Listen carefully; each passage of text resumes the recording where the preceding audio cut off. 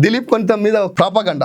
ఈ ప్రాపగండ ఎట్లుంటది అంటే ఇది వీళ్ళకి బాగా వచ్చేస్తుంది. అదేదో సినిమాలో సర్కార్ కా హాత్ బలా లంబాయ్ అని చెప్తాడు కదా, ఇది గవర్నమెంట్, ఇది రాజ్యం. ఈ రాజ్యం కింద పార్టీ అని ఒకటి, సోషల్ మీడియా కార్యకర్తలు పేటిఎం బ్యాచ్ ఒకటి, పోలీసులు ఒకటి, లీగల్ అడ్వైజ్ ఎట్లా కేసులు పెట్టాలని ఒకటి, అందరు కలిసి ముఖ్యంగా మీడియా రాసింది ఇదంతా. మీడియా కనీసము నిర్ధారణ చేసుకోదా? సీఎంఓ ఆఫీస్ నుంచి ఏ లెటర్లు పంపించినా, ఏ రాతలు రాసి పంపించినా, వాళ్ళు ఇచ్చే యాడ్స్ కోసమో లేదంటే వాళ్ళు ఏమైనా చేస్తారేమన్న భయం కోసమో ఏది పడితే అది రాస్తారా?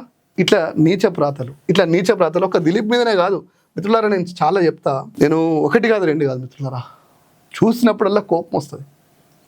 ఒక ఐదారేండ్లుగా సమంతని, రకుల్ ప్రీత్ సింగ్ని లేని రంకులు అడ్డం కట్టి రకుల్ రావ్ అని మొదటి వాడిందే ఈ రండాగాడు. సమంత, చైతన్య వాళ్ళు మాట్లాడుకొని వాళ్ళు విడిపోతే కూడా వాళ్ళకి సంబంధం అంటగట్టింది, వీడియోలల్లో పేపర్లల్లో రాయించింది, లీకులు ఇచ్చింది, డ్రామాలు చేసింది ఈ నీచులే. మిత్రులారా నేను మళ్ళీ చెప్తున్నా, మహిళలను అడ్డం పెట్టుకొని ఎవడన్నా చిల్లర వేషాలు ఇస్తే కేసులు పెట్టుడు కాదు, ఇంటికి పోయి తన్నాలే. మీ మీద వేరే మహిళల మీద రంకు కడుతుంటే మీరు మౌనంగా ఉన్నారు. మీరు పాలన పైన దృష్టి పెట్టిర్రు, వాళ్ళు మాత్రం ఆ పాడు పనులు చేసుకుంటూ పాలనలోకి వచ్చారు.